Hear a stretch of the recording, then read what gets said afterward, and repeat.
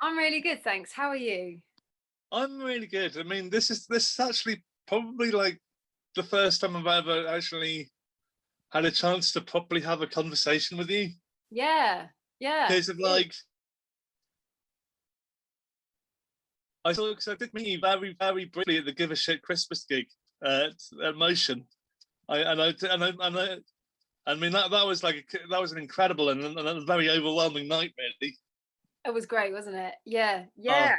Likewise for me, to be honest. I'd not played to a crowd that size with Billy Nomates ever before. So yeah, it was yeah, and it was election night as well, wasn't it? I remember it was yeah, election. it was. It was like kind of really ultra charged, wasn't it? So Yeah. I remember it was like kind of it was election night.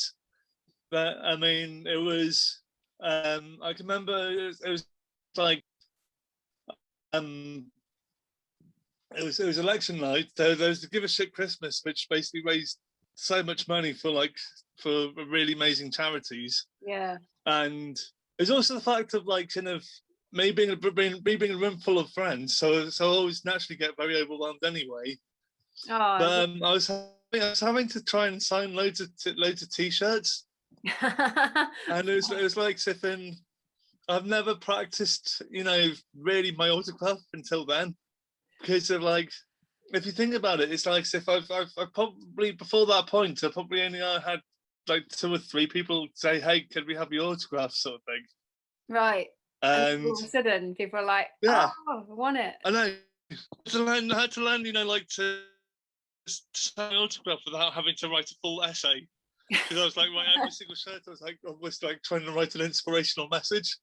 It's funny, isn't it? I've just done some signed lyric sheets, and I'm kind of the same. I have had to go, well, what is Billy No Mate's signature?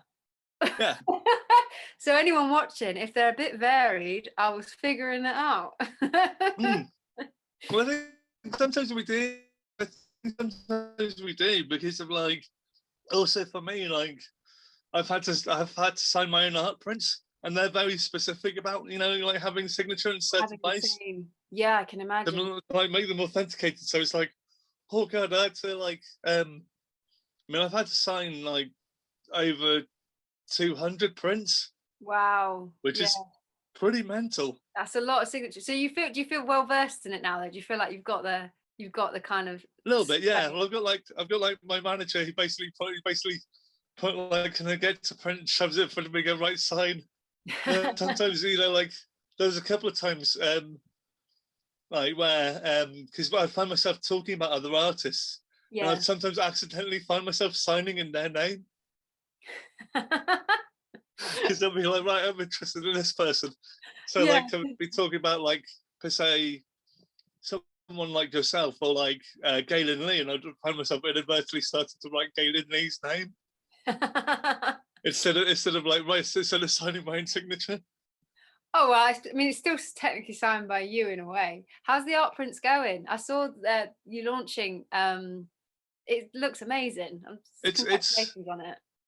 it's been in a positive way crazy, Yeah, and like it has been like kind of like overwhelming and like kind of I'll I can't deny it hasn't been because of like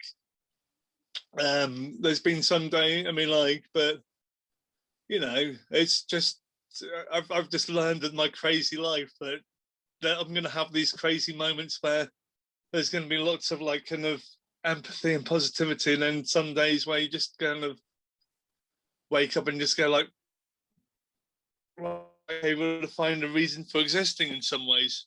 But I've just had yeah, so many kind of, especially the past 5 years, where I've had so many surreal experiences where it's been like, right, stop, pinch yourself, check that you're a human being, you know.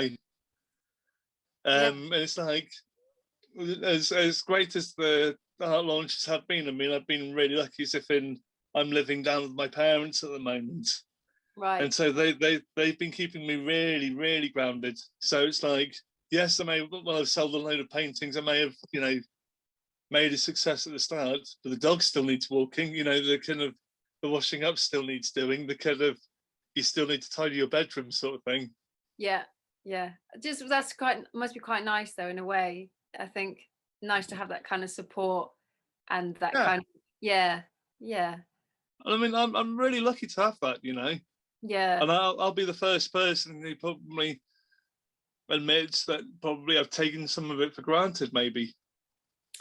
Oh well, yeah. I think it's easy to forget, isn't it, when you're kind of living that life day to day. I'm the same. I'm moved into my dad's place at the just mid-pandemic, and Mm, yeah, I'm the same. You know, I'm incredibly lucky to have that support there, and you do. But then, yeah, you get to March, you get into a year into it, and you go, oh bloody hell, yeah, I want to go.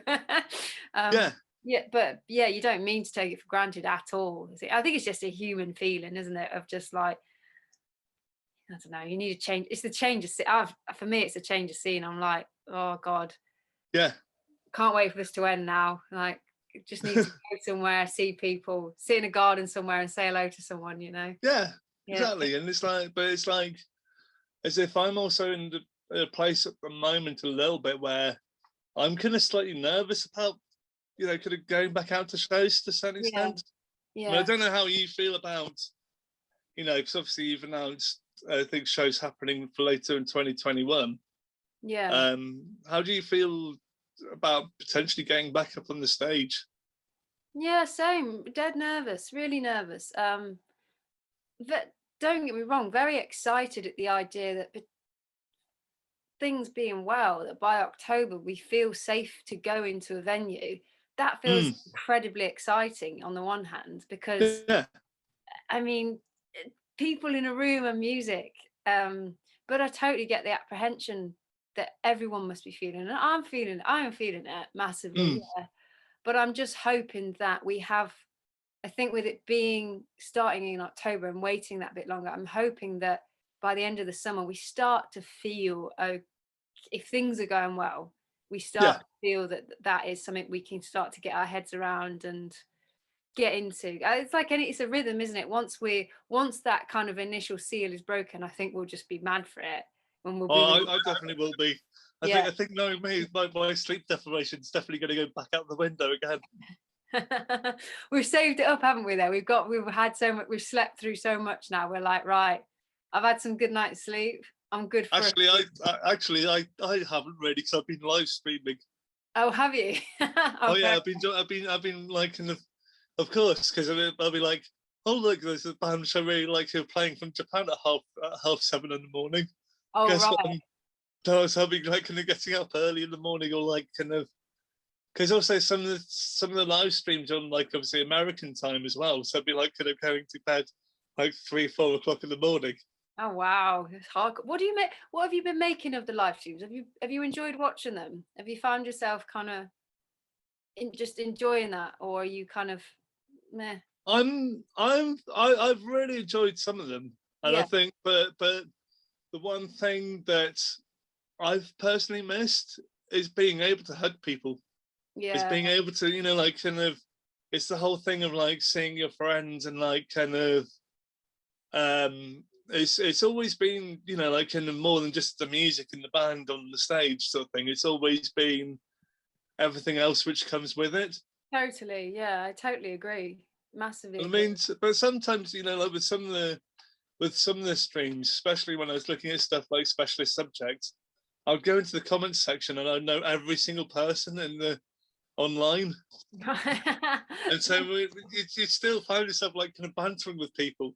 Yeah. Because Oh, that's quite if you're going onto like a YouTube channel and you know, like kind of like whenever like for instance, I remember watching the Dinosaur Junior like kind of pre-recorded live stream gig, and yeah. even though it meant me staying up till 4 o'clock in the morning, it was I was still bantering with some of the fans because I recognised some of them, or like some of them recognised me from the Bristol gig sort of thing.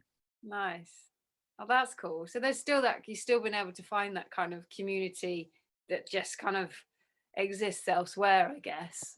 Yeah, I Yeah, think the thing is that we forget that we forget sometimes that they're still there, yeah, you yeah, know, and they're always going to be there, you know, sort of thing. Even if it's not seeing people face to face. I yeah, mean, like on like for instance, sometimes we'd share like the jokes. like on the with the specialist subject live streams, quite often there are people with like kind of pot plants, and so they were daring people to eat the plants, to take bites out the leaves. Oh, I should have brought a conifer in. Like, Yeah, exactly. So it'd be like kind of like you get like an artist going, "What, you want me to take a bite out of this leaf?" It's like, "Yeah, go on." It'd be like kind of basically we can like be vegan, so it's like kind of in a way, kind of not in a like kind of horrible way, but it's like kind of poking fun at each other. yeah. No, I wow. think I think sometimes we, especially in like kind of times like that, we need that kind of more than ever, really. Oh, yeah. Well, just that sense of it's a relief, isn't it, when other people kind of want to chat in a like kind of joyous way or just a normal way and you go, oh God, yeah, remember when it was like normal and we were like, Yeah, all right, and we'd have a laugh and we'd take the piss, you know, yeah, because that's the thing, that the interactions you have now, they're not always they're not always long enough or about something for you to enter that arena of like communication, is it? Where you kind of miss that, all the yeah, I guess unnecessary stuff, but like becomes, yeah, it comes a bit lost. I felt that. I felt that with interactions with, I mean, not so much. I mean, I pester the people I work with stupid yeah. memes and get pissed off all the time. I mean, it's mainly our official work group is like mainly just memes of stuff, which is probably not good. Yeah, But but then the thing is, that but then sometimes you need that as well because of yeah, like I think that like some of the things which have helped me get through lockdown has been doing Zoom calls because the thing is though I'm absolutely terrified of the phone. I mean, right. like I get really bad. I mean, I used to get like kind of really when I say really bad anxiety about answering or even making phone calls. Quite often I would have to, if per se, like, cause I grew up in the middle of Gloucestershire, sort of thing. If I wanted to go to a gig as a teenager, I'd quite often have to get my parents to phone up my friends in Bristol, kind of Right. for me. Yeah. What do you think that was? Do you think, was it just like just an anxiety about having to, I think it's just I think it's like it's an anxiety with like quite often with non face to face communication. right? Yeah. And I feel that like even though we're not in the same room, I could still read a lot more from like just from seeing your face than Yeah. from like if I'm staring at a blank wall, Yeah. you know. It's weird, And isn't it? When you break it down, it is quite a strange thing to do, to have to really just rely on that one point of connection, because you're right, you do lose. I've missed being in rooms with people where you make jokes, and in a WhatsApp group it doesn't land the same. so the other thing is also like with gigs, is being able to banter with the artists. Yeah, And the yeah. thing is that I mean like whenever like for instance I will try and mostly practice positive heckling at gigs. Because if someone says, "Oh, we're kind of like," especially if it's a band which I kind of like, and they're going, "Oh yeah, we're not, we're a bit rubbish at the moment," or like feeling a bit nervous, and I basically try and use like a responsive like kind of positive heckle to basically try and unleash the stress. what would be like a positive what's like a hard positive heckle for you, like? I'd be like, if someone says something negative about, I'm just shout out bollocks. You're doing great. Come on. Oh my God, there's not been enough of that in the bands that I've been in my life. If someone had gone, bollocks, you're doing great, Yeah, that yeah. would have been a welcome remark. Oh yeah. Well, basically, I think that sometimes because it takes a certain level of guts to be able to get up on the stage in the first place. Yeah, yeah. I mean, like, because obviously I didn't really know you much pre Billy Nomates. I was just kind of like, so if I'm trying to formulate questions in my head, No, you're all right. I'm not really much of a music journalist, to be honest. I was wondering where did like kind of the idea for Billy Nomates come from? It came from meaning to put a band together. and Yeah. sort of just forgetting to, and getting so impatient that I just thought I'll probably just have a go at doing it myself. Mm, I was into Sleaford Mods at the time, and I knew the kind of formula and setup that they were using, and I just thought, why not fuck it, try? do it yourself. Yeah, why not try this? It's not a complete, and it wasn't a completely new idea, because R&B and hip hop, and that that Mm, that is a tried and tested method. It's just that bearing the bones of it, in that kind of, I suppose, alternative indie world, it is kind of maybe lesser done. But then I think about laptop punks have existed forever. oh Do they? yeah, oh man, I mean, look at Carter USM. Right, You or know, like the fact that they used like a laptop kind of drum machine throughout pretty much almost every single one of their songs. right, And it's like, even you look at bands who try and semi-disguise it, like the Kills. yeah, But yeah, they go, oh yeah, we're using like the drum machine as an instrument, but it's still a laptop. yeah. It's still really like, it's still running it off of like Windows MS DOS sort of thing. It's really, and I think it's up to the artist. It's how you want to present it. I liked the idea of. I really like that. One of the things I really liked about Sleaford Mods was the way that they presented it and had the bare bones and this kind of theatre of it with Andrew with his beer, and I Yeah, thought brilliant. I thought that's what it is. yeah. You've done that. That's the band. It's there. But yeah, but yeah. I mean, I did mean to put a band together. Mm, It just didn't happen. It's hard, because I just think to get people on board with your ideas exactly how you see them is yeah, really difficult. It's really difficult.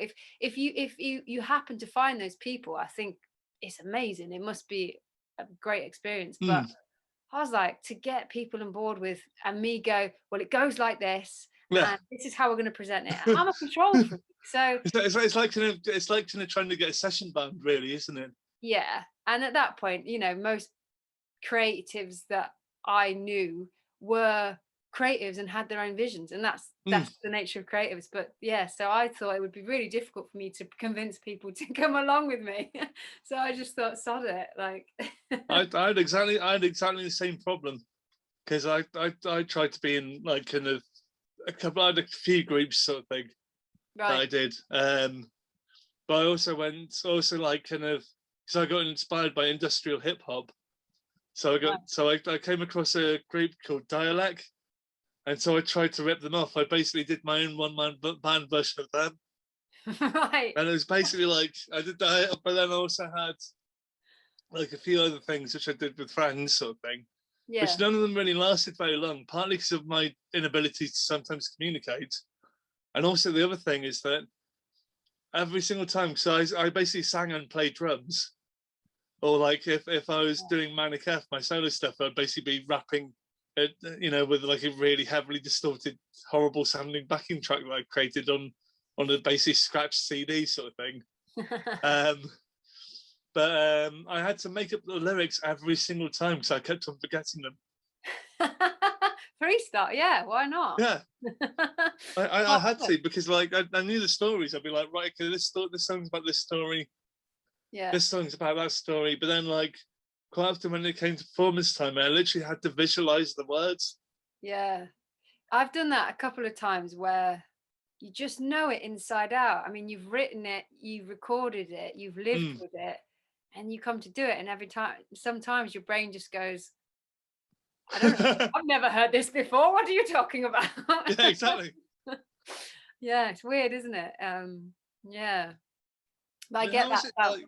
visualizing the words. I totally get that. I sometimes see them as well. I like, as in front of you, in the front of your mind, you're just like, Yeah, what does the word look like? And then you're like, yeah, I can say it now. yeah. Yeah. And then all like the way I try to think of it is like tugging a ball of yarn, where Right. you're kind of like you're going, okay, what goes next? It's like Yeah. then you're constantly can like because of you're constantly in your brain kind of going like, how does this fit together?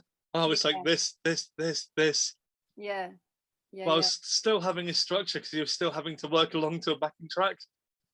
Yeah, that's it, isn't it? You feel like that's a little bit unforgiving in that respect. It's not like the band can slow down, um, Yeah, and kind of move with you. You have to just kind of keep up, which, yeah, yeah. pretty much. But I was lucky as if most of the tracks I created were 7.5 minutes long, and because I didn't know how to like really edit things down. You got time to correct it. It's like, Yeah, pretty much. first few minutes, yeah. Next few, come along. Yeah. Like, But it's like Stephen, you know, like I basically called the genre bleak hop, so I invented my own genre because nice. I was like rapping about kind of stuff which I'd personally experienced. So like with like nearly dying and then grief and then like kind of very personal things. Right. Do you ever find yourself, you know, with like Billy Nomates, kind of, does a lot of the inspiration come through things that you've lived through? Yeah, oftentimes, yeah. I think stuff that I've lived through, and then a bit of poetic license, and the fact that I'm an artist, so I can play with experiences a bit. Mm. Um, yeah, but no, most things. I think most things come from, yeah, direct experience, or direct, certainly direct feeling a certain way about something. Mm. You know, my experience, or could be someone else's experiences, but I think it's really strong when it is your own, Yeah. because you can't mess with it, you know, you can't question it. Even it's someone's lived experience. Yeah. It exists in everything good and everything bad about it. It's just true, you can't touch it. So Yeah. quite, yeah, I do think that's strong.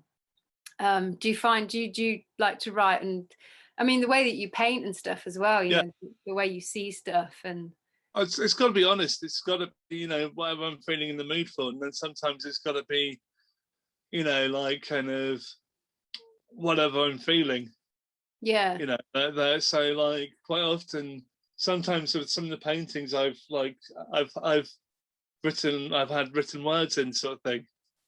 And yeah, it's quite often there'll be like either song lyrics which I thought up, or like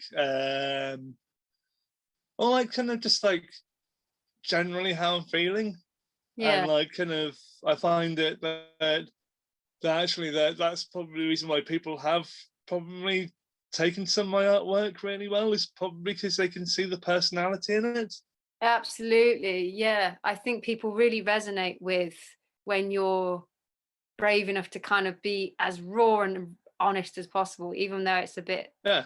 embarrassing, I find. Oh yeah. I mean, but then also it's like as if how we can use these mediums to maybe like change people's perceptions as well.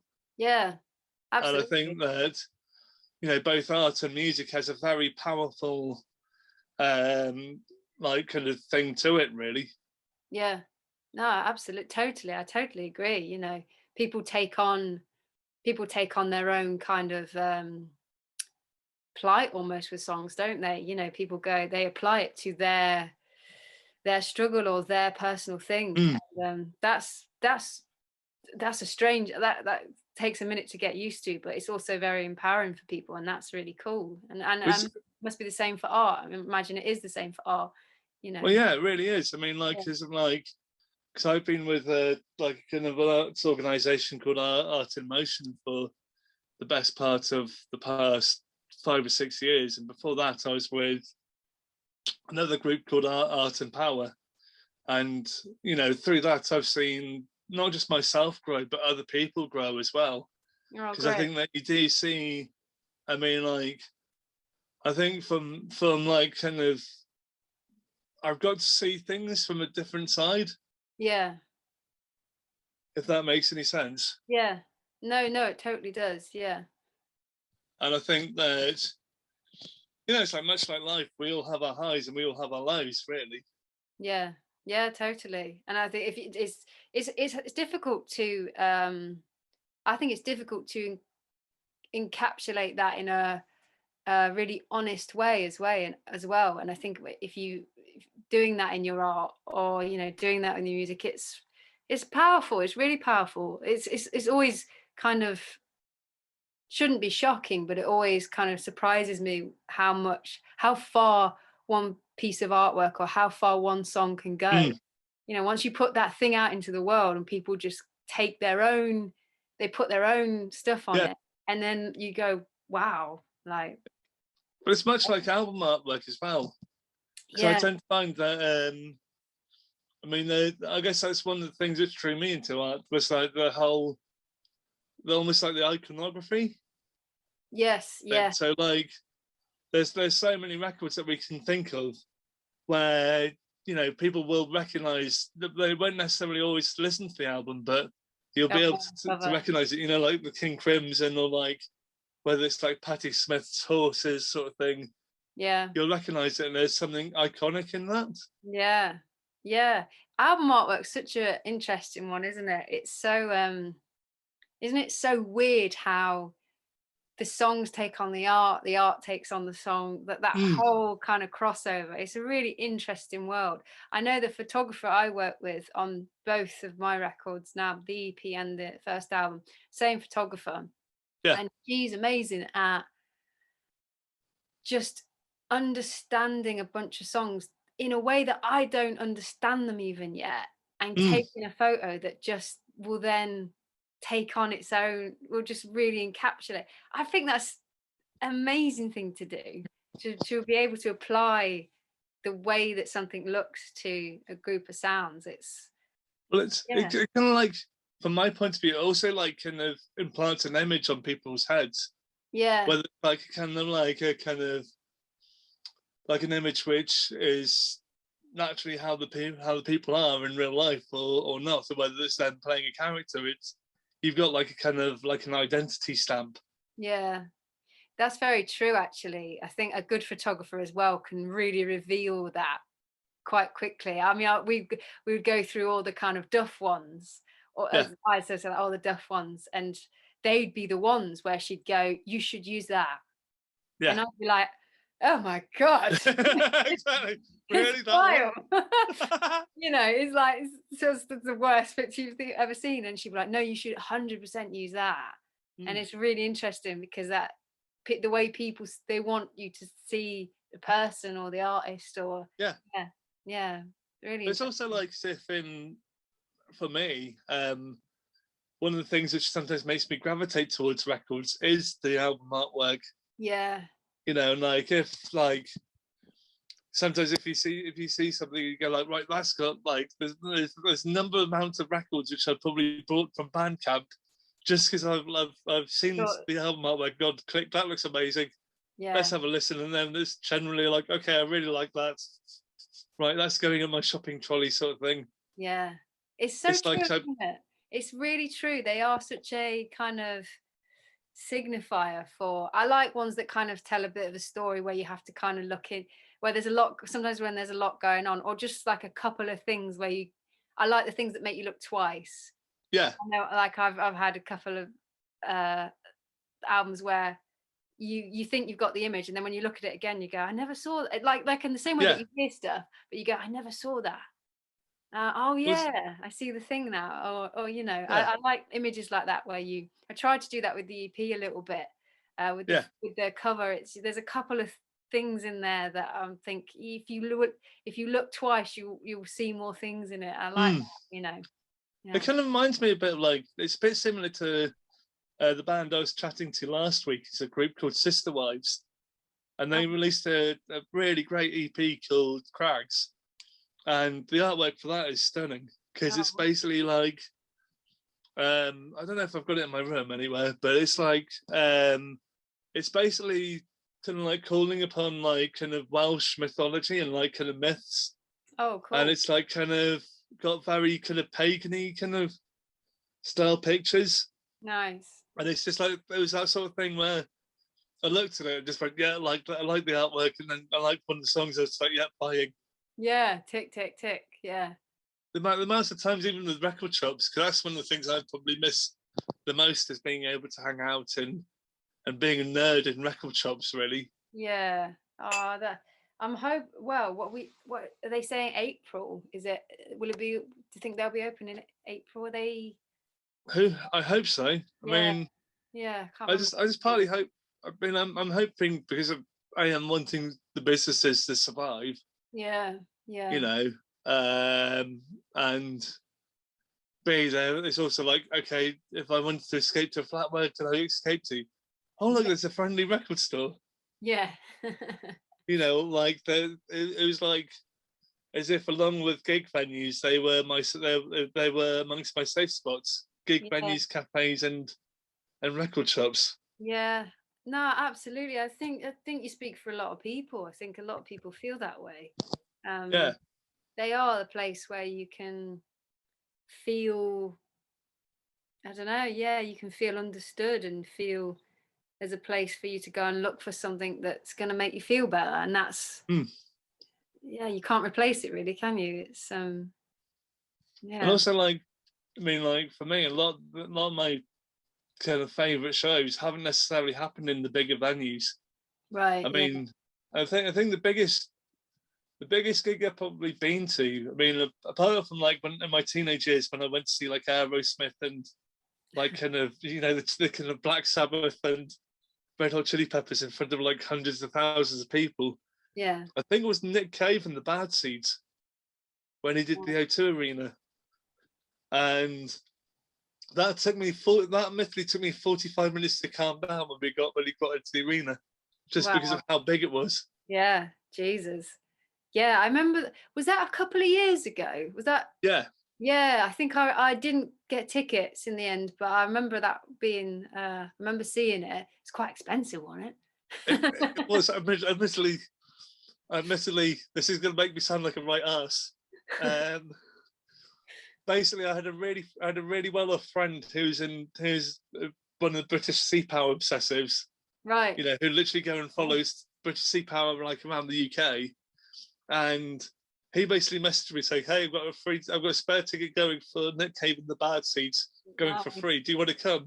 It's like I'll pay for your travel and everything. So I was like, "Yes." Perfect. Well, I'm not. this has got to be the perk of being Jeff, you know. Yeah, because he booked out this massive corporate box, and Yeah. so we must have been about like kind of like kind of almost not quite up in the goods, but not far off.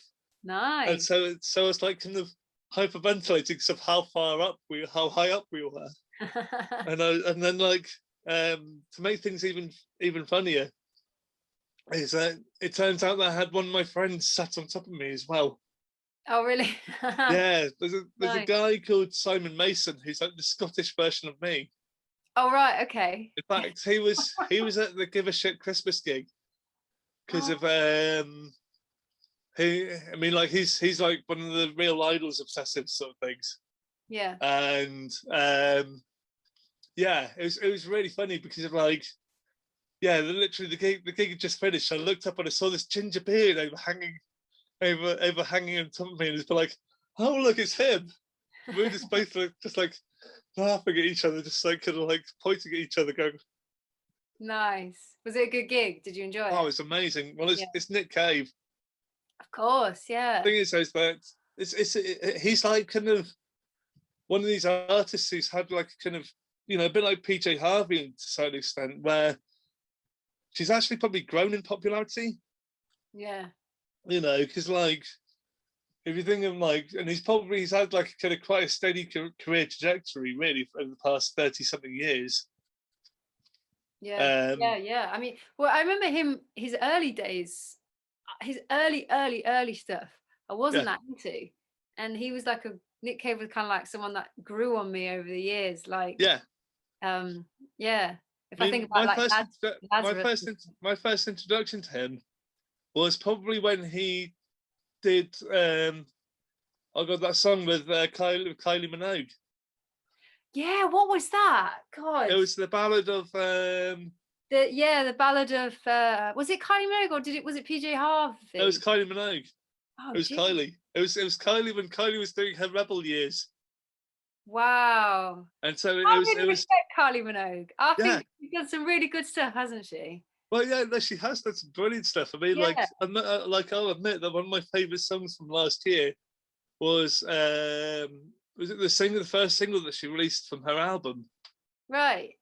She Say has something. some great songs. She has some really solid pop songs. You've got a hats off to Kylie, haven't Yeah. you? Like, But what's really funny is that like sort of like when Nick Cave played Glastonbury, he yeah. brought Kylie out on to do like their collaboration, Oh wow. but then like not like last Glastonbury, but then like But then, like, obviously, when Kylie was booked to play Glastonbury, she willed out Nick Cave, and what was really funny was the complete opposite reactions. Whereas, you know, like when it was like kind of Nick Cave performing, it's like, wow, he's bringing out Kylie. And then like the Kylie fans reacting to Nick Cave was like, who the hell was this hanging old kid? Some guys wandered on stage. Yeah, exactly. Funny, but it was. If you think about it, it is quite funny how, you know, the different fans' reactions. Yeah. It's like you never envisage something like that kind of happening now, would you? Yeah, it's great. I love when stuff like that crosses over, because two really integral artists in different ways, you know, and that's really cool. I think it's dead cool. Like, I like Kylie. I got a lot of time for Kylie. Do you know what? I'll admit it as well. Like, I go back to it shouldn't be a thing that we admit, but I go back to Kylie stuff. In fact, some of her like 90s stuff, I think, is just really strongly written pop songs. Yeah. I And mean, like, and also the thing is, what I like about her is the fact that she will sometimes give things a different things a go. yeah. You know, like she even tried to be Britpop. You know, because she did like a whole album with the Manic Street Preachers. Yeah. Yeah, it's weird. It's like, okay, it didn't necessarily take off, but it's like, but you tried, you know, it. I guess that's partly because loads of people were trying to Yeah. do that sort of thing. But then also, I think of like kind of, then again, I think of like other artists which I absolutely love, like Björk. And she's always pushed like kind of boundaries forward. Yeah. Yeah. You know, it's like, I mean, like there's probably very few artists I would go and see in a big arena. Yeah. I mean, I'd probably go and see Kylie if I had the chance. Yeah, I would. To be honest. Yeah. Like, or like someone like Beyonce and Jay-Z, but outside of that pop world, I'd probably say Björk, Nick Cave, and David Byrne. Yeah. Yeah. Just David because Byrne. of like, for me, they're artists who create entire worlds on stage. Yeah, I agree. You know that if you go and see a Beyonce, I think that, you know, like, yeah. Yeah. No, sorry, you're cracking up a bit there. Oh, sorry. But no, but I mean, like, I'd say that, I mean, for me, because I like the aspect of like kind of artists going, right, we're going to take you into our world. Yeah. It's like you're paying the artist. It's been like, you know, like how I feel about going to most gigs is that we're not necessarily paying to hear always our favorite songs. Yeah. All the time, but we're paying the artist to bring artwork to life. Yeah, absolutely. I agree. And you want that. You might have finished. I know when I've gone to gigs and stuff, it's like you finished a day at work. You've paid some money. You want to go and escape somewhere. You want to go. You want to go and believe in something. And even if that is a character, even what it is, you want to go somewhere and you want to believe in it and feel it. I totally understand that. And yeah, I think about that a lot because I'm someone that enjoyed going to gigs a lot. I couldn't always afford it. But when I could, it'd be the highlight of your month because you'd be like, I'm going to this gig and I'm going to dress how I want and I'm going to like really enjoy it and I'm going to lose myself in it, you know? Yeah. And the other thing is that, I mean, it's also like for me as music is an art form, as if it shouldn't always be about necessarily feeling good all the time, you know, like so like some of the best shows I've been to have also been some of the most terrifying. Yeah. But because they made me, you know, like kind of, so whether it's stuff like More Mother or Lingua Ignota, where it is about like kind of More Mother is great, isn't she? Like, I know, she's freaking amazing. She's intense. Like, oh yeah, exactly. Yeah. You know, you've got to sign up. You're really signing up for something there. But it's great. It's amazing. Like, I mean, it's phenomenal. But like I think the last time she played Bristol was when she played a floor show at the Exchange. Right. Yeah. And because I think she'd been over to Cafe Otto to basically play with an orchestra, and because of the Colston Hall who were putting on the show, Not dissing them, but they wouldn't pay for the orchestra. Right. So like she basically ended up doing a floor show, and that made it even more punk rock and intense, and like kind of because I was doing my usual thing of like standing in the corner kind of trying to scribble her, and it's like literally within the first song she pretty much had her body pressed up against me, you know, like kind of in a way where it wasn't necessarily being like kind of it was kind of forceful, but it wasn't, but in like kind of provocative, because it was genuinely like challenging people. Yeah, Also, yeah. I what mean, she's saying. her music is really challenging and really. I remember I watched a show I saw online of hers, and it's just like. Yeah. But I really respect it and really like it. You know, Hmm. it's great. Yeah, it's really good that artists like that are getting to play places. It was like, yeah. Well, it wasn't in Coastal Hall. It was at the Exchange Oh right, wicked. Yeah. where she played it. So it was like kind of. So I was literally pushed up against the wall. But then also like there were like several of my friends who were in wheelchairs were down there, and she was almost like kind of climbing on top of them and like kind of, you know, like kind of rubbing their heads. So it's like kind of in a Wow. way, you know, that sort of thing was, but like, yeah, you can't escape this. Yeah, I'm here. Yeah, I've got the mic now. it's feeling my force. Yeah, but Wow. yeah, I mean, like also the same with Lingua Ignota as well. I don't know Right. if you've ever come across any of No, her stuff. not for me She yet. blends.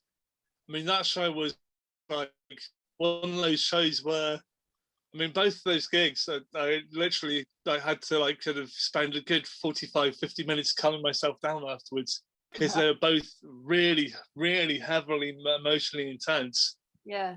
I mean, with Lingua Ignota, she kind of mixes like kind of classical and black metal together.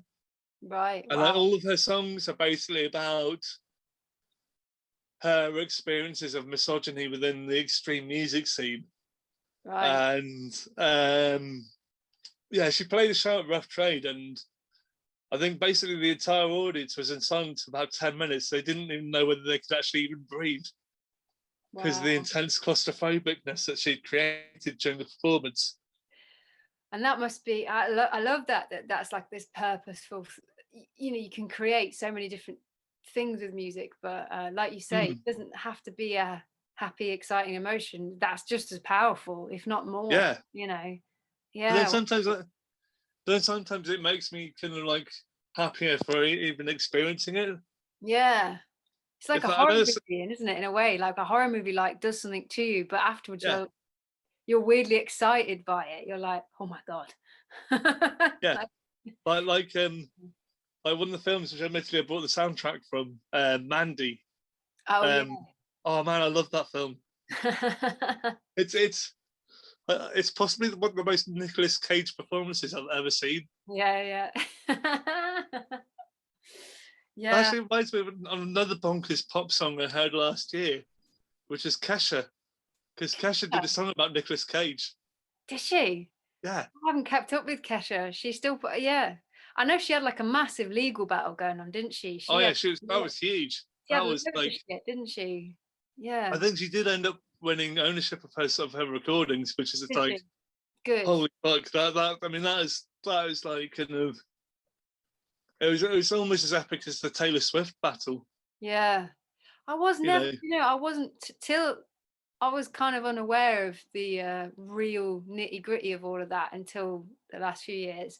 And then when you start learning about it, it's dreadful, isn't it? It's really, It's it, horrible. It yeah, really is. It's like come on, it's like it's at best exploitative, you know, like kind of the side of the industry that we don't necessarily always see, because all we see is sometimes the shiny finished product. yeah. It's concerning. It makes me feel very sort of, I don't know, very read everything 50 Mm, times, yeah, because yeah, yeah, stuff starts to feel it's very easily feels like it could easily get into the wrong hands, unfortunately. um yeah. Yeah. I think that's the case of both of them. Yeah. Is that they both somehow, whether it's like kind of They both got signed very young as well, didn't they? They were yeah, both quite young girls and signing massive deals. You know, you but kind I of don't think they were always fully aware. I think with Taylor Swift, I think it was with her dad's management or something, or like there was as a there was I don't know fully what it was, but there was definitely someone who's been like guiding her. Well, you know, there probably always is someone who's probably like, oh god, that's slightly questionable, isn't it? yeah, yeah, yeah. Well, it's kind of like not the same, but like with the Britney movement. You know, Yeah, that's really interesting because I don't think. I mean, I remember like with Britney Spears stuff. It was like, yeah, baby, one more time. Yeah, Britney Spears, pop star, blah blah yeah, blah. And then it's all kind of comes out, and you're like, God, there's such this sordid side to it all. That's like, you know, the fact that she doesn't have the power of attorney and stuff. She can't make decisions about but certain then, yeah, things. It's like, Jesus Christ, that's not okay. that's Like, horrible. yeah, yeah, it's crazy, I isn't mean, it? and also the other thing is, it's like I will say this to probably to most people that if they were signing kind of record deals, mostly signing with independent labels because I think that they give you the greater creative freedom, Yeah, and I think that also that you know taking ownership of your own stuff as well. yeah, yeah, I agree. I think, you know, if you're in a fortunate position to do it all yourself, then I would say, yeah. But then, you know, there's great, you know, the deal that I've got, it's a 50-50 deal. And Yeah, that feels like the way forwards. That feels like a really positive way forwards in the industry. 100% is. I mean, Yeah. like, Because that's what it is. It's a partnership, you know. yeah, You and kind of, they go like, right, okay, if this takes off, brilliant. yeah, If it does, then you know, we you don't owe us anything, and yeah, like I feel that that is especially integral to like for creativity is having that stability and that balance, knowledge that you don't necessarily have to have. People may not know is that there's the whole thing with advances and like recouping and stuff like that. And so you don't feel like as yeah, if you have to always pay back a huge debt. yeah.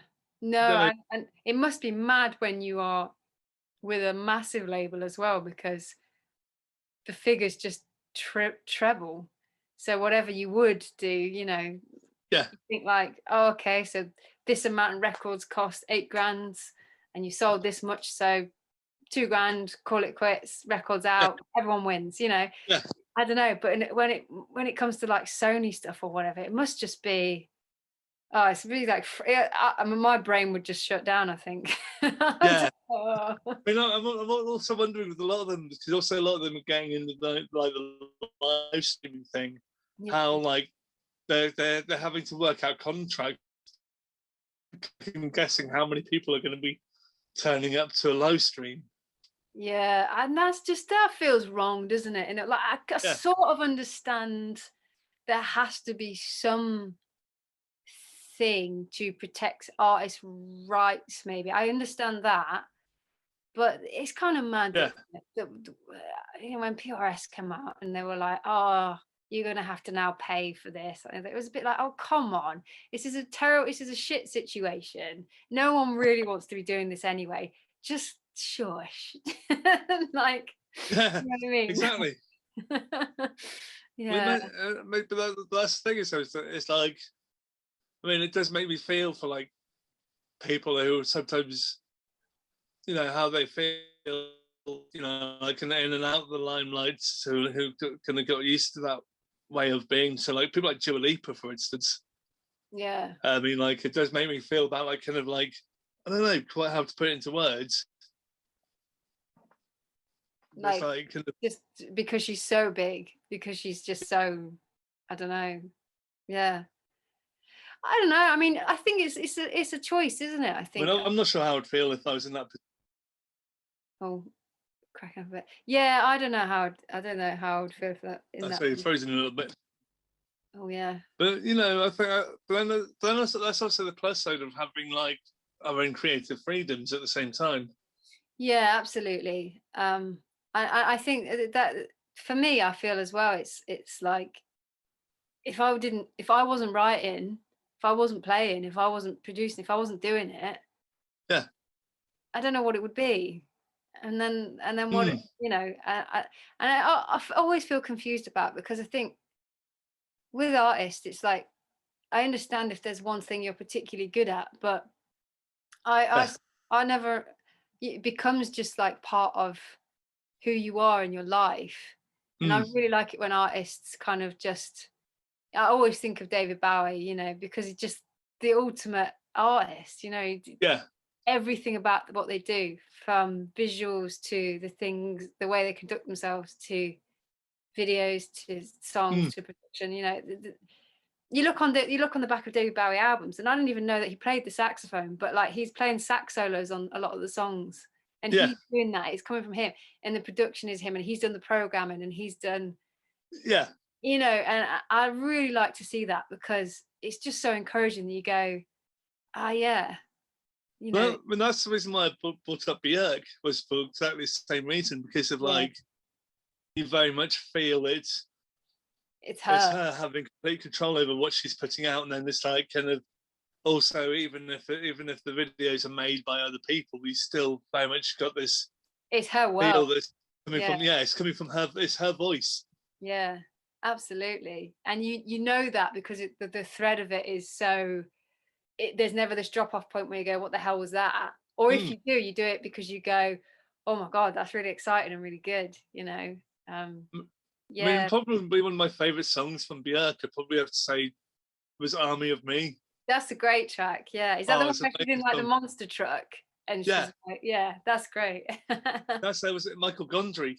He did that video. Oh wow. Right. Yeah. And yeah, cause I mean, I managed to get that video amongst, because he released like a DVD collection of like some of his works from like the early 2000s. And it had all the stuff he did with Björk, so that was like kind of stuff like Army of Me, Human Behavior, Yeah. which is also another fantastic track. Oh great. Um, Yeah. through I to like think her early Foo stuff Fighters. is my favorite. Yeah. Was Oh, that? I say so. I think her early stuff is some of my favorite stuff. I think it's the fact that it was when she was like going like, right, I'm gonna kind of like write kind of almost trip hoppy punk songs. Yeah. Yeah. Totally. Yeah. Because people forget that, obviously, like, I mean, like, she did it so quiet, partly because the label forced her to do it, Right. and then so it's like her retaliation was like, I'm releasing this Army of Me. Yeah. That's great. I mean, yeah, that sounds good. Yeah. I mean, like, that was like what, 96, 97. Yeah. It feels like yeah, that's probably about right. Yeah. It's good though because when I put on that first out the debut one where it's just Bjork, it's still got a really timeless production feel to it. Mm, For me, like I know some people would be like, oh, it's compared to what she puts out now, it's yeah, different vibe. But for me, it's like that's a record you could put out tomorrow. yeah, Yeah. exactly. I mean, like, I think that's the thing that sometimes we forget about music is the timeless quality of it. Yeah. Just because of something may or may not be popular now doesn't mean people aren't going to pick up on it in about 20, 30 years' time. Absolutely. I think, and I was saying as well, like David Bowie for me is the person that's done that the most. Mm, Like for me, I always talk about it, but his Earthling album, his kind of drum and bass album, yeah. I think is incredible, and it got slated at the time. I remember reading stuff about it, like it was slated, But it's and also like, it's like also when he was doing all the stuff with Tin Machine, you know, yeah, when he was doing like all of his, like, trying to do metal and like industrial goth kind of yeah. stuff. It's like, He did get panned for it, didn't he? Because yeah, this is the thing that I've learned later is like through conversation with, because my dad's a big fan as well, but through conversation with my dad, where when we look at Bowie and everyone talks about how fantastic and changing he was, my dad was like, at the time, he got yeah, a lot of shit for doing all of these things that yeah, we now look back and go, wasn't he amazing? Like, you know, it's mad, isn't it? Because you sort of think Yeah, at the time, no one was saying how great it was. It's only like now we look back and go, fucking hell, that was really pushing bound. That was really saying and doing something weird and different and bold, you know. Yeah. I mean, I was really lucky to see Bowie live because I saw him on my seventh, Oh, wicked. when he played at Glastonbury. Nice. So That, like, so when they rebroadcast the Glastonbury set last year, I was in floods of tears. oh, I was yeah, yeah, watching it because I was having like 17-year-old memories being flashed back at me, going like, "This is me as a 17-year-old," yeah. Watching and I back. just like kind of, I mean, it's that sort of thing where you're watching it going, "Wow, it was a really brave set that he did as well," because he didn't just do, like all the greatest hits. Yeah, He also reimagined them all as well, right. Nice. and Yeah, I so it's mean, kind of you're David Bowie, you're on the pyramid stage, you probably just do what you want. Like yeah, pretty much. I mean, it was Sunday night headliner, and it was like kind of, but it's also like it's not often that you see a big artist actually end the show in tears, actually end the show with him. Because I yeah. think he literally ended it by like kind of doing a "I'm not worthy" sort of thing. And Wow. he literally, I mean, he started the show by coming out in a recreation of like the same coat that he wore in 1970. And then, but it was just like, okay, it was like from the word go, okay, this is going to be, I remember there being rumors of people going like, oh, he's probably not going to be very good because he's probably not going to play many of his classic songs. And then it's like from the word go, it's like, no, this is wrong. Yeah. This is literally like kind of, like kind of spine on hair on the back of neck, kind of like going, okay, this is amazing. Yeah. Oh, I can imagine. I'll have to rewatch some of his Glastonbury stuff. I've watched so much of his stuff over the years, especially the last 5 years, and seen so many documentaries about him and stuff. And he's fascinating. He's a fascinating artist. I kind Everything of about was, and I feel that, but I think also that there's some things that he said that I found really interesting. Was I think he said something about like kind of how art is open to interpretation. yeah, yeah, and he, I think he massively understood. He just seems deeply intelligent, and I think he massively understood so much about what made art and music go hand in hand, and what made it special and what made it Hmm. interesting. He understood it on so many levels, I think. It's Um, like it's like the amount of artists that he also pushed forward as well. yeah, Yeah, like there's like kind of countless amounts of bands from Nine Inch Nails, Placebo, through to even stuff they wouldn't think of like Tricky and wow. Even Macy Gray. Really, wow, I didn't. I think Macy Gray was the support act for his last tour, which was been 2004. Wow, And basically, I know that. I mean, obviously with Placebo, he also kind of would get them to do backing vocals on songs and like kind of Nine Inch Nails. He did a collaboration with like I'm Afraid of America. I'm Afraid of Americans. oh, is that with Nine Inch Nails? I think so. Wow, I didn't know that. It's a Well, heavy. actually, to be honest, if you listen to it, you go like, "I'm afraid of Americans." You can kind of hear that kind of slightly Nine Inch Nails industrial production. Ah, I knew it was it's a really heavy sound, but I thought it was just his like studio band. To be honest, I didn't know it It was might Nine Inch well be just a studio band, but maybe it's me making things up and going like putting two and two together because they did work a lot together. Yeah. No, wicked. Like I can imagine. I can imagine it. But his stuff with I mean I really liked his last album.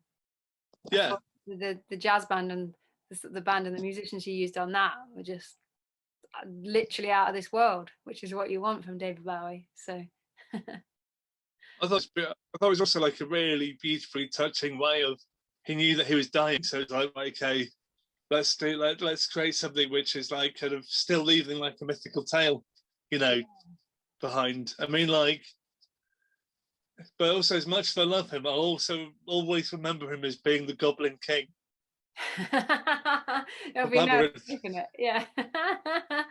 Yeah. I I mean, actually showed, I actually showed that to my nephew the other week, Labyrinth, what and did he make of it? Was he it's terrified? still it still stands the test of time. It's just Every single time I've seen it. it's just mad, isn't it? It's just that it's not. It will never not be mad and Yeah. brilliant. Like, yeah. I mean, even though I found myself, even though I was actually on a live stream gig in here, but as soon as like kind of magic dance started, I ran straight into the room and started singing along. Of course, come on, I had to. But that film's also got possibly one of the greatest cod pieces of all time. It's one of the greatest mullets of all time, I think. Yeah, I know, it's true. It's like the best mullet, best cod piece. Yeah.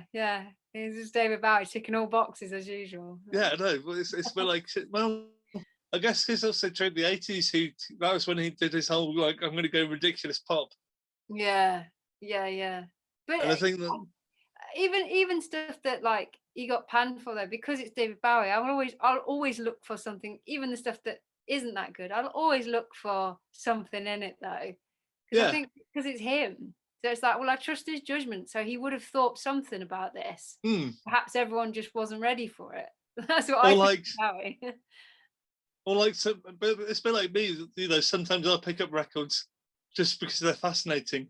Or sometimes because they're fucking hilarious and ridiculous. Yeah, it doesn't matter though, does it? However you get into it, if you find something in it, it's like run with it. Well, it's a bit like, you know, like kind of over the past couple of years, I've always had random obsessions with different people, like Nicolas Cage.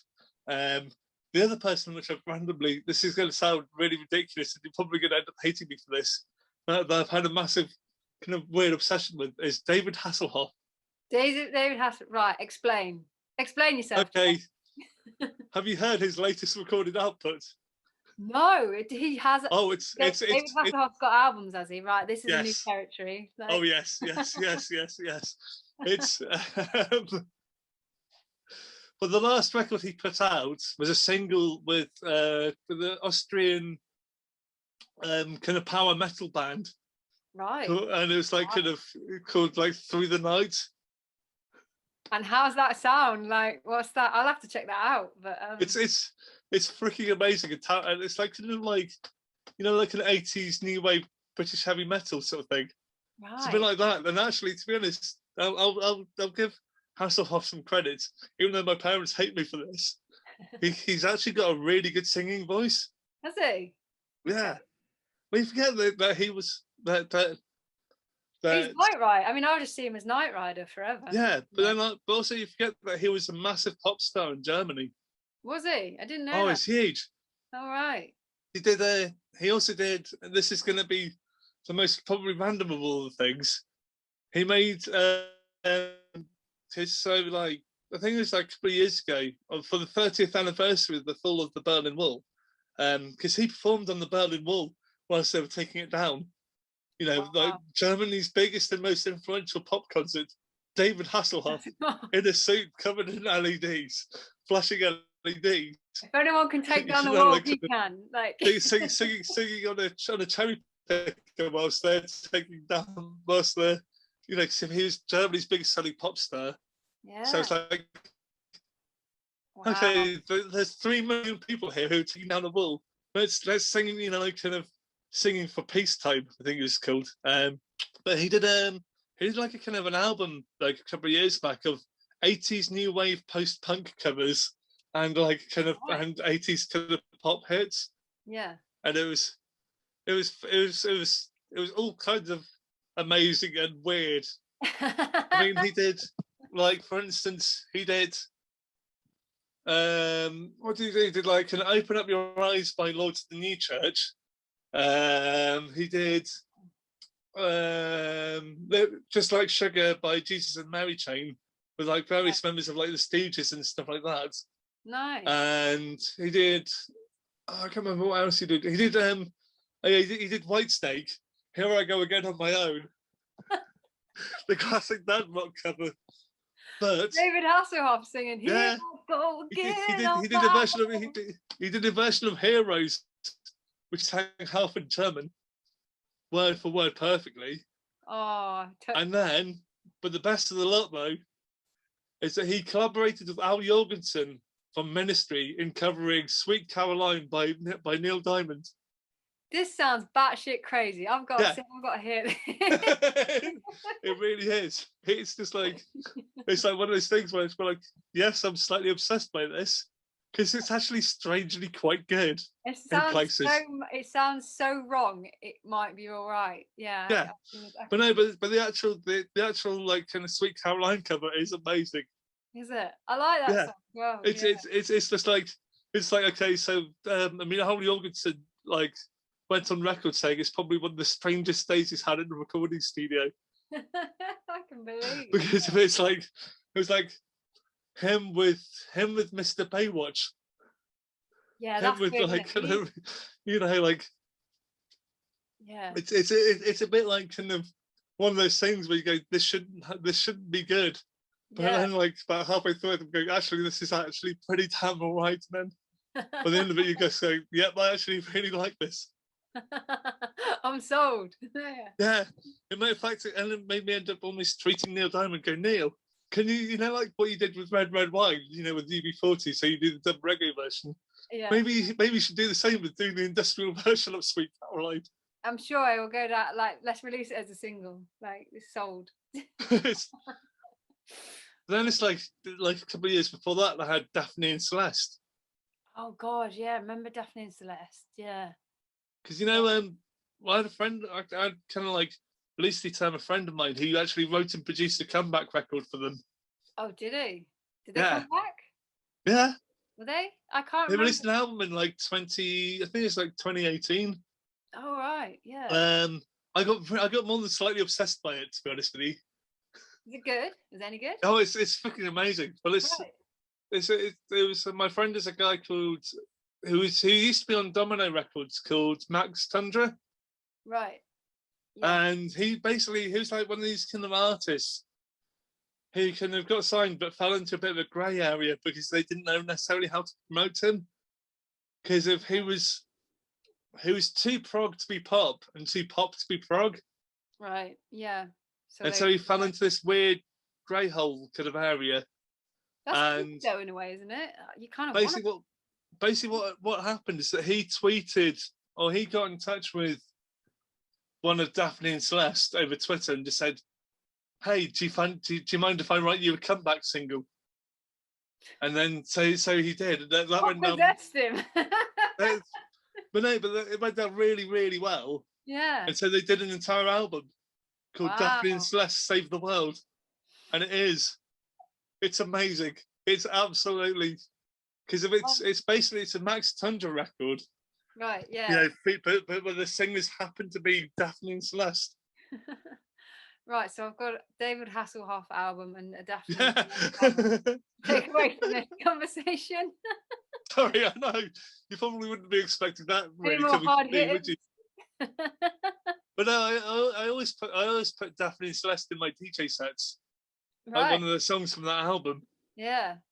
No, and because like people wouldn't expect it to be Daphne and Celeste. Yeah. I mean, have they progressed it? Did they do Ooh Stick You? That's Yes. what I remember, yeah. And UGLY, you ain't got no alibi, you ugly. Hey. You know, we all remember it, so They also did a cover of Schools Out by Alice Cooper. wow. Yeah, I can picture it now. I mean, like, they also had to deal with one of the worst crowds ever at Reading Festival.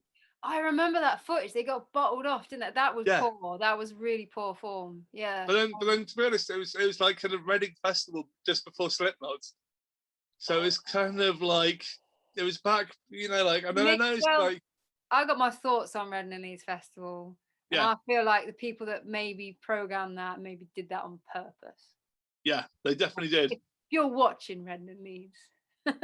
Yeah, I mean, like, you can even hear Steve Lamacq kind of introducing them, kind of feeling sorry for them, because they're like, because Reading had a notoriously kind of bad attitude. Yeah, well, it kind of still does. Yeah, and it's like, well, it's always been like the GCSE Celebration Festival. Yeah. It's like, I mean, I've only been there 2, maybe 3 times. I mean, the first time I enjoyed it because it was my first festival, pretty much. But I Yeah. went and camped on my own. But and I was like, okay, that's what I expect for festivals. And then I went to Glastonbury, which was completely different. I was like, wow, okay, this is much nicer.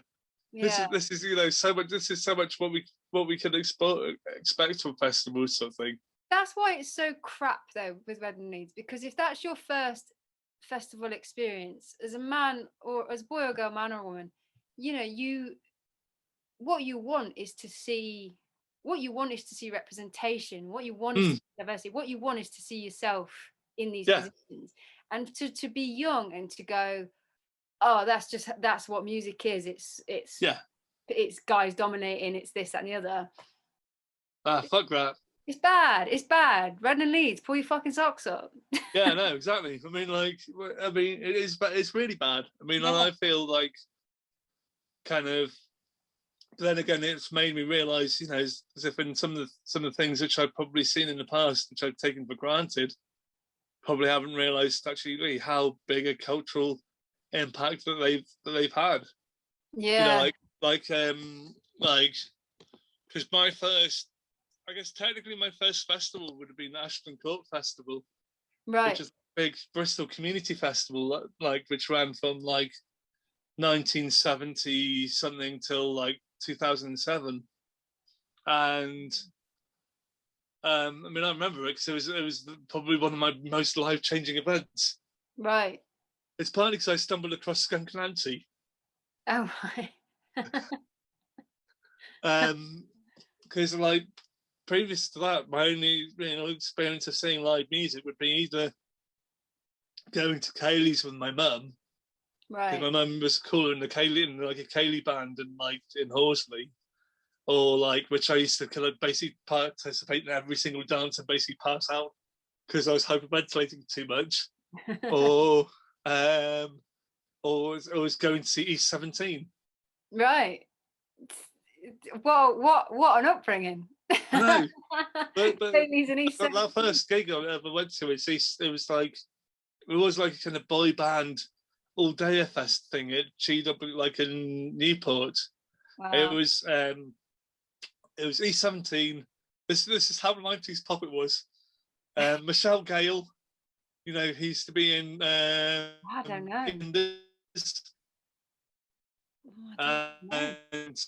and a few other things in Grange Hill. Pate Banton, who was like a kind of 90s pop reggae singer. There was Ultimate Chaos, but they had to spell their name with a K just to pretend that they were basically edgy. Do you know what? You could be explaining like the robots off Robot Wars to me right now. Like this feels like more of a Robot Wars episode than anything else. No, it really does. But the thing is, but I've always had like this weird knack of seeing bands but get big, which I had like the semi instincts for. So Yeah. it's like, oh look, Peter Andre before I knew who the hell he was, and then Backstreet Boys as well. Yeah, yeah. Well, it's funny that sometimes there's just a formula that you go, that's gonna go big. Like, Yeah, yeah. I mean so I've always had like gut instincts about certain artists, and sometimes I've been proven right, and sometimes I've been proven completely wrong. Yeah. I don't know if you get that, where you get a gut instinct that an artist is going to be big when you've seen them play live. Yeah, it's weird, isn't it? It's so weird what takes off and what doesn't. Sometimes you're so convinced. Yeah, I've got a few gut instincts about a few artists and bands at the moment, so I won't say names, but I think it will be really interesting post-pandemic to see how well they do. I mean, I Mm. put myself in this bracket. I've only Yeah, released records in the last year and a yeah, half in a weird fucking year, and yeah. you kind of hope for the best, and you kind of I'd be prepared as possible and all the rest of it. But yeah, I put myself in the bracket of like, we'll just see how it goes. You don't know. I think what takes and what doesn't, it's such an odd thing, isn't it? Like when people go, oh, you're going to be really big, it's going to do really well, I'm always like, we don't know that, Yeah, because sometimes what flies is really not what you expect. Yeah. I've seen some really fucking good bands. In fact, it's normally like Americana artists that have come over here, like American artists sometimes Mm. come over, and I'm go, this person's gonna be huge. This songwriter is amazing. Yeah. And they're playing to like rooms of 30 people, Mm. but they continue playing to rooms of 30 people for like the next 10 years. And you go, Yeah. what the fuck? They're so good. They're Yeah. so good. I don't understand it, Yeah. I've that about a few artists as well. And I think that, like there's one guy at the moment who's finally, I think, getting the press attention that he kind of deserves. And Right. that's there's a Canadian guy called Paul Jacobs.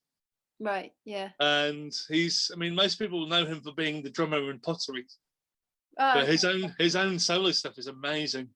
Yeah. It's like he's like somewhere between 80s Iggy Pop meets the OCs. Oh, cool. That sounds good. Yeah, yeah, and I must admit, I only really came across him because of playing in like places like the Old England. Right. Yeah. Yeah. Like kind of seeing artists in those intimate spaces. Yeah. It Really, always amazed me. I remember seeing um an artist called Paul Carreri, who's an American guy. mm, He played the Cube in Bristol, and went to see it there. And it wasn't even half sold out. And I just yeah, thought it was one of the best artists I'd ever seen. It's just him and his guitar, and it's just his songwriting and everything. And I was like, if this guy's and he'd come from America, and he was playing places all over the world, but yeah, small places. yeah. And I kind of thought, oh, he's gonna, and he was on Jules Holland, and I'm like, oh, it's gonna happen, it's gonna happen. It just It's didn't, weird. in a way. Yeah, it's so weird. Yeah. Then sometimes it's like it's a mind of like sometimes it's a right time, right place. Right. Yeah. Absolutely. And it can sometimes be like a weird accident, almost happy accident sometimes. Yeah. I think there's so much to be said for that, the timing of stuff, and what people are, I don't know, the public consciousness as well, on the mass consciousness maybe Mm. as well, and the mass kind of thought process of people, what resonates with what's what makes something popular in that moment. It's It's yeah. like looking at like kind of like I've noticed that definitely. I think things like for me, like I've ended up actually buying more music than I probably would have because I'm mostly going out to gigs. Right. Yeah. But so it's like, but then you've had stuff like Mogwai having number 1 hit records. Who'd Yeah. ever thought of like not Mogwai having a hit like the number 1 hit record? Yeah. No, But absolutely. not only just number 1 in the UK, but also in Europe as well. Oh, And then, really? Is that like an well, I think I know that they were in. I know that they're like number 1 in the UK. They're like in the top 10 of in the US, and wow. like the top 5 in several of the European countries. And would that be their first time for that, having a I number think so. one? Yeah. Yeah. It's mad, isn't it? 'Cause they've been going a long, long time. 26 years Wow. they've been Wow. going. Yeah. So I was lucky to speak to Stuart just before their album came out, Oh, nice. sort of thing. And I think who's like finding it all a little bit strange because of having to do all the interviews via Zoom and Yeah. like kind of like not being able to be in the same room as people does kind of affect that. Oh, yeah, it totally does. When I've spoken about, on a smaller scale, but when I've spoken about doing my records, or you do interviews with people in Spain, America, you do all these interviews with magazines and stuff, and then you turn the laptop off and you go, does that exist? Is that Yes. is that real? Because then you just walk outside your front Yeah. door and go to the Yeah. co-op. But it's like it's almost like a reminder of having the normality. It's Yeah. like, as I said, it's like a bit like for me, and then like it's if I may have well sell like quite a few paintings and do quite a few interviews, but then I still need to walk the dog. I still need to get myself outside. Yeah. Yeah. It's true, and maybe it's a good thing. Maybe it's instilling some life lessons somewhere in something. It's There's I'd something. 100% agree. I Yeah. definitely think so, because I think that, I mean, I'd definitely say from like the past few months I've been living with my mum, back with my mum and dad and stuff, and I've got a lot closer with like my sister's family, niece and nephew, because they literally live about 2 minutes walk that way. Right. Yeah. And so like they kind of, and so actually, you know, seeing them pretty much 3 or 4 times a week, and like kind of, it does make me realise as if in maybe some of the things which I have probably taken for granted. Yeah. And it's just interesting, isn't it? I think little things. I'm lucky to be on a coastline, so I can walk to the sea after this, Yeah, you know. And I never used to get excited. I've lived by a coast for a few years, but never really got excited. It would be just like after work, like I might put headphones on, go for a walk by the sea, and like. yeah, Whereas now I'm like, I get to go to the sea. yeah, You know, like, yeah, it's a definite reminder of the small things being huge. Like there's a yeah. massive part of your day, and that I don't think I'll lose that. You know, though I think there's little things like taking an hour's walk every day. Hmm. I mean, I you've got to do that anyway for like kind of getting out and like kind of. Yeah, I it's know hard though. that I think because I've been I've like, had times where it's not been that way though, where like you yeah, don't prioritize it because you're so busy or you're at work or whatever, you don't prioritize it or see it as an essential part of your day. Whereas yeah, now it's like if I don't get that walk in, I'm gonna lose it with someone. You yeah. know, like And I mean, like the other thing for me is also like kind of the same with gigs for me. It was yeah, like okay, it gave me incentive to leave my space, and yeah, you know, like say even when I was at like kind of music college in Bristol, I was like, right, okay, I had to go out 3 nights a week at least yeah, because of like I struggled a lot with socializing. So I'd be like, right, okay, right, okay, 3 nights a week I've got to go either go to a gig, go to the theatre, or go to the cinema. yeah, I mean, mostly end up being gigs because it mostly ended up being places at places like the Louisiana because of that's largely what I could afford, yeah, yeah, yeah, really. But um, but it's like kind of it made me realise exactly the importance. Like if I didn't have that kind of regularity, then I would get really ratty, yeah, I noticed that my anxiety would be a lot more um like pronounced, or like yeah, kind of I don't know if that's sort of, I mean, like, so for me, like even like in modern days, if I haven't left during the daytime, then I noticed that my interaction with people in the evening would be completely different. yeah. I can understand that. I mean, I've been here. I've got my dad here, but um, I've been here pretty much by myself um, in terms of interaction and Mm, you know don't see anyone in the day. There's nowhere to go to. We haven't had a bubble as such. yeah, I've been able to work on a few things safely, but never for very long. And then you're yeah. very much back to Zoom meetings and walking by the sea and playing in your bedroom and Well, going to hey, bed. And that's so it. living the dream. Yeah, maybe for some, but then you I'm like we said at the beginning, you just missed it's the small things. I want to go and get a coffee somewhere with a friend and yeah. talk. That's what I want to do, you I know. want to kind of go and just hang out in the coffee shop, Yeah. just see what random interactions that can happen. Yeah, go and order a coffee, take your notepad in there and just zone out and just be in a different space. I really miss doing that. I do that a lot. I used to do that a lot in Bristol. Not in the like Yeah, arty places where like it looks cool to do. I'd just find like, you know what I mean? Go to yeah, Wetherspoons, doesn't even matter. You just go somewhere, you yeah. know.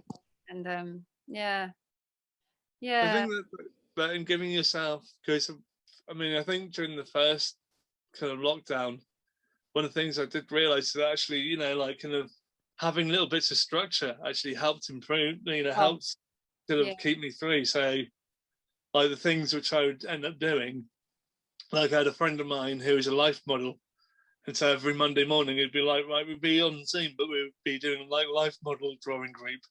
So we'd be drawing her in different poses, sort of thing. And then like it'd be kind of Tuesday would be like art in motion meetup, you know, like at 4 in the afternoon sort of thing. Then like Wednesday we'd have like the kind of Idols AF gang kind of Bristol kind of semi like kind of meet up over Zoom. And like kind of and also doing like these things like having these conversations. Yeah. Yeah. Yeah. I think structure You know, and it's a savior, isn't it? It's yeah. yeah. And I think also it's also been really good because of it's helped me probably interact and get closer with people than I probably would have in real life. Do you think? Yeah.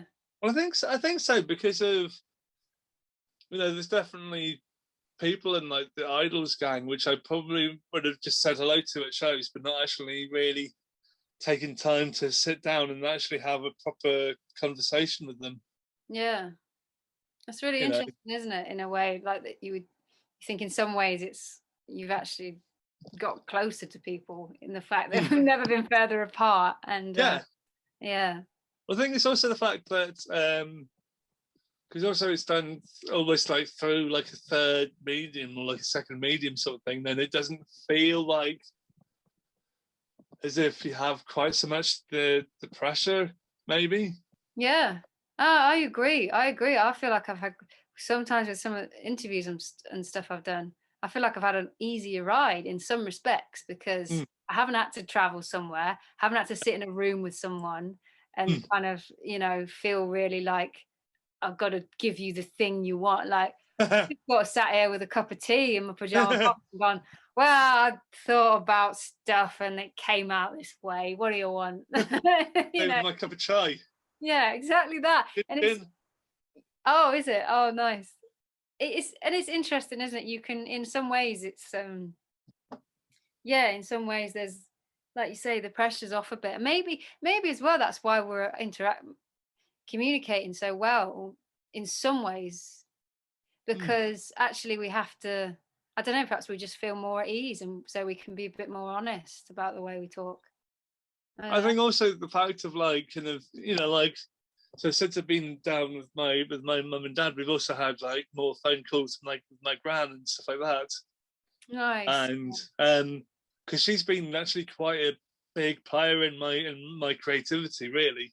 Yeah. Because she gave me like well, she's given me like a whole load of art materials. So she gave me like a whole load of like oil paint and stuff that she used to use and stuff Oh, that's in good. her paintings. Because of my gran was a tapestry art was quite well respected tapestry artist. Oh, wow. And so like I used to remember like kind of sometimes when we were staying down at her place, like I'd get up really early in the morning and I'd be sat with her while she'd be working on the plume. Oh, oh, nice. And So she yeah, and probably this is like kind of gets a lot of joy then, I'm sure, out of seeing you with yeah. your art selling. And yeah. I think I think I think she may have seen one of the a few of the pictures. I'm not quite sure.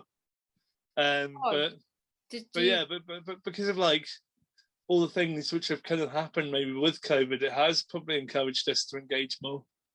Yeah.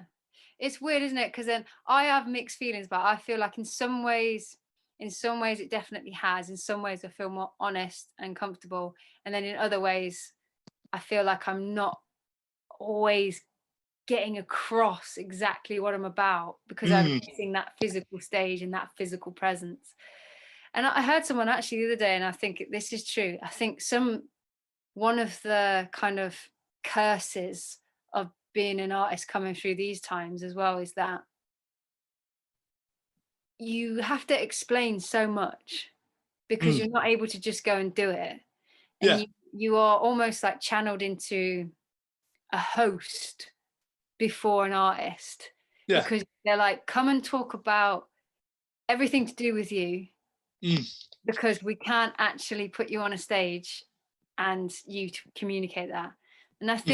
I think it's quite a hard thing to see because I'm seeing it kind of play out, and I don't want that to be my case. And maybe it is a bit, I don't know.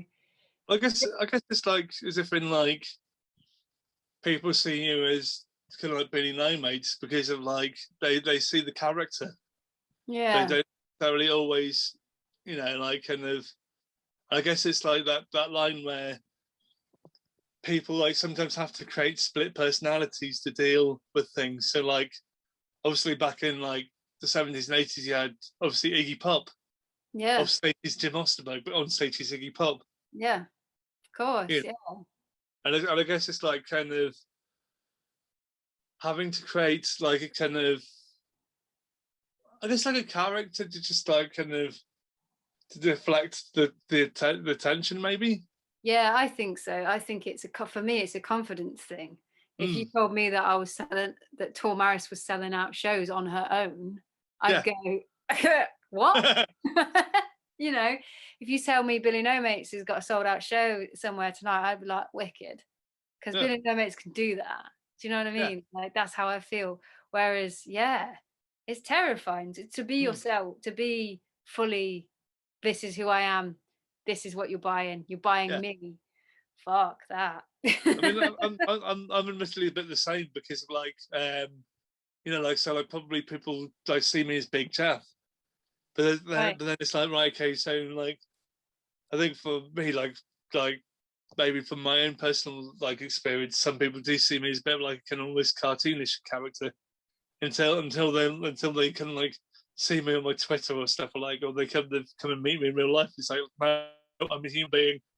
Yeah, of course. And well, and it's I get it though, if there's so much that people identify with when you kind of make that character and you make that and like you say, it brings people a lot of kind of, I don't know, a lot of comfort, you know.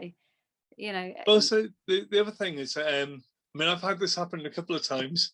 I've had people stop me and go, "You're famous," and then they go like, "What's your name again?" I'll be like, let's have a fun guessing game, shall we?" Yeah. Maybe that's my kind of ego kind of like taking over, but it's like kind of like there's been that even happened the other week, like a couple of days ago when I was just out walking the dog. I had someone stop me, go, "Oh, you're famous." And I'd be like, what?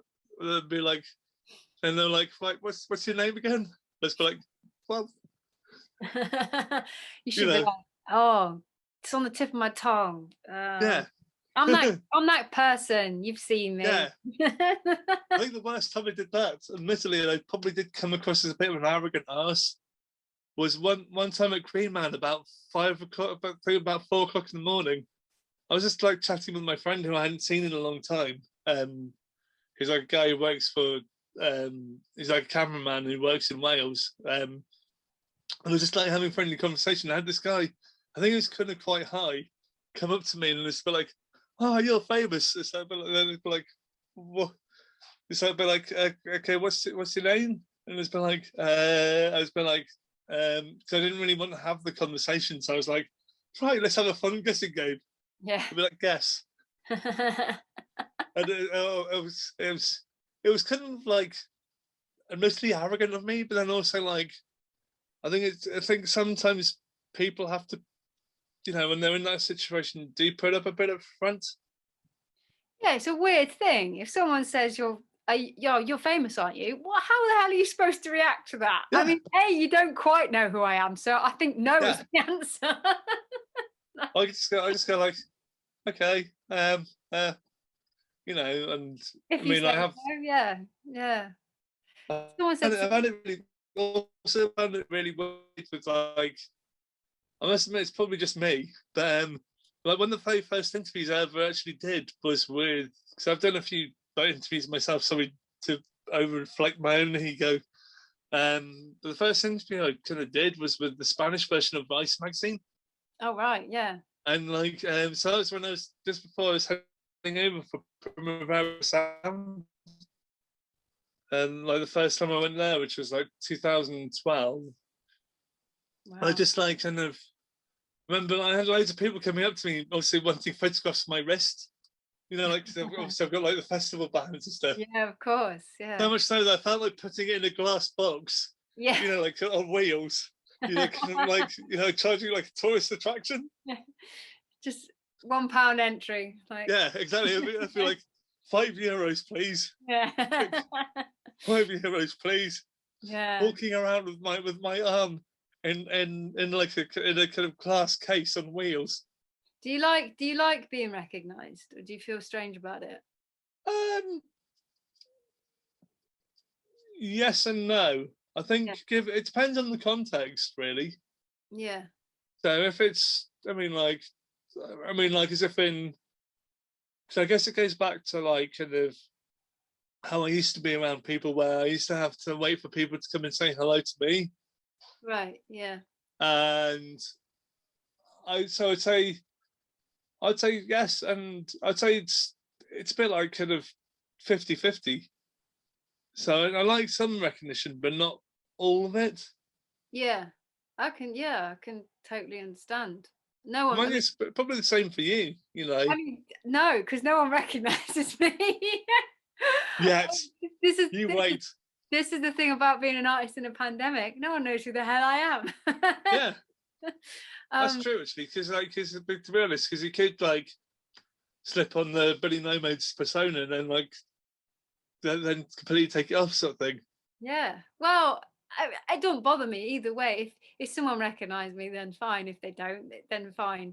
Yeah, I feel very blasé about it, in that I'm just a person, exactly the same I as think you. I'm exactly the same, really. Yeah, yeah. I think it's It's just that, it's novel, isn't it? It's like, yeah. yeah, I mean, because God, there's so many times when I've probably freaked out in front of like my favorite artists, or like, and then probably yeah, found out that they're just normal people. yeah. And you get to know them, and they're like so normal, and you're like, Yeah. oh yeah, of course you then are. you go like, no, they are human being. Yeah. Even though like even though I did pass out in front of PJ Harvey because I Did you? felt too nervous to say hello to her. Oh, oh, But then that was also when I was just about kind of getting to know John Parrish, and he was with her, and I was like, oh, too much.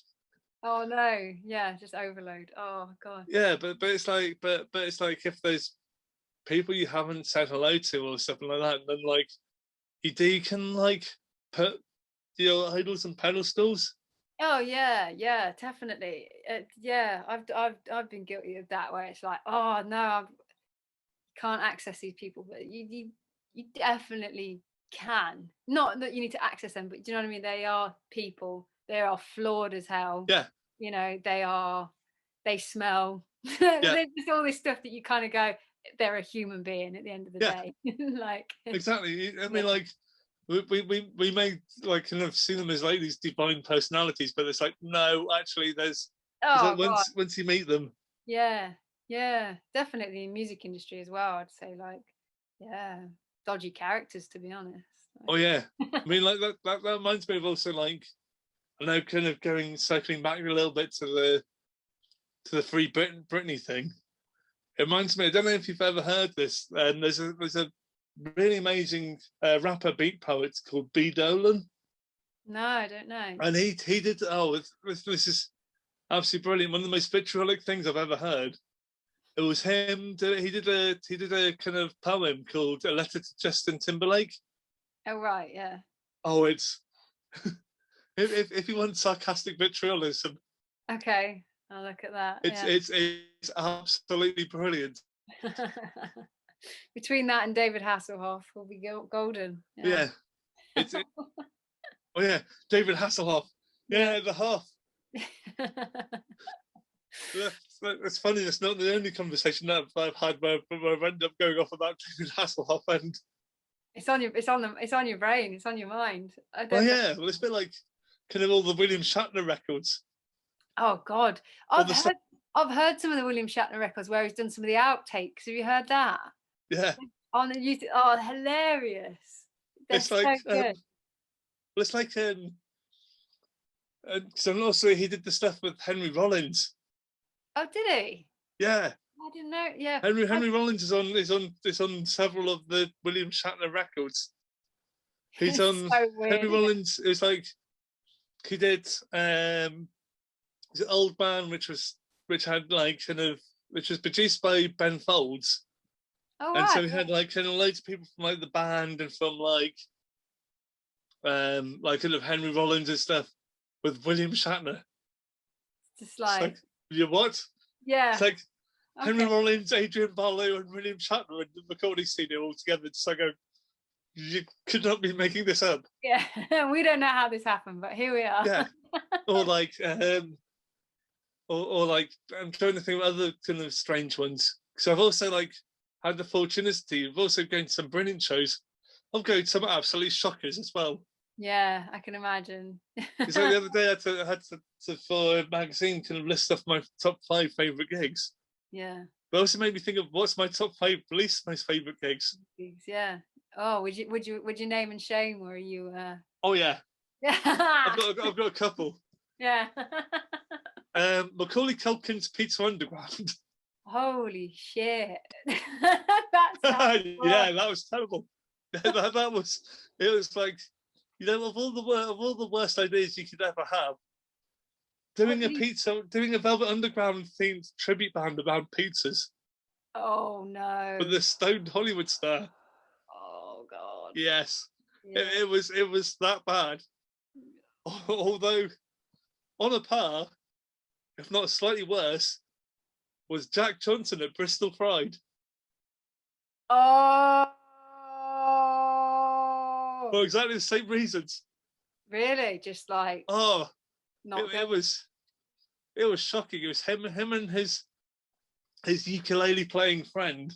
I think that he'd been up on a bit of an all nighter, and so they didn't play. Put the ukulele down. Yeah, they literally just like they literally just I think they just turned up to the festival and just demanded they were playing. You know, so like it was like the announcer was like, for last minute entertainment now we've got Jack Johnson here to entertain you. It's like Oh, what? oh, And the okay. thing is, so you know you've got to be really, really bad not to get a round of applause at Bristol Pride, which Yeah, is one of the most, you know, people are just enthusiastically. happy to be out and be celebrating, aren't they? Like, Yeah, exactly. You know, they're really genuinely supportive. yeah. Well, not only did he play any unrecognizable songs, they could have played a thing of how time with each other. And it was like if he managed to clear the entire field Oh in about God, 10 minutes. You could see like kind of tumbleweed. Jack Johnson, what's going on? I don't know. Oh no. I mean, it reminds me of like kind of yeah. It was just like one of those things where I was pinching myself, going, "Is this really happening? Yeah. This is like the car crash of all car crashes." Oh no. Yeah. Oh dear. Well, we've been through the best and the worst. Yeah, that's true. Yeah. I mean, like, unfortunately, I've also found out who Jarvis Johnson is as well. Oh God, no, that doesn't sound good.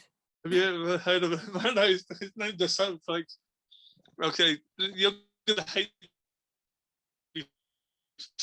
You really are gonna hate me. He's a TikTok rapper, Okay. and he's done several horrific reinterpretations of like Nirvana's "Smells Like Teen Spirit," Oh, which makes the cheesiest suicide kind of lyrical reference jokes you could ever imagine. And Papa Roach's Last Result. oh wow. I Sounds know. It's like, sounds yeah. sounds great. Sorry. It's really good. I couldn't just talk about how brilliant music is. I had to talk about how shite some of it is as well. Absolutely. I mean, you can't have one without the other, can you? Really? Like, yeah. That's so true. Hey Billy, the I'm thing gonna is have to, yeah, I was gonna say I'm gonna have to go in a sec because I've yeah. got another thing at 3:15. Oh, cool. But Lovely to see you, Billy. and you, yeah, really Hopefully I get enjoyed to see it. you actually in real life. Yeah, fingers crossed. Like, Hopefully I can give you a proper hug again. yeah, absolutely. Yeah, Woohoo! keep going. Hugs. Like, take care and keep the art. Hope everything Yeah, goes really well with the art and everything. will do.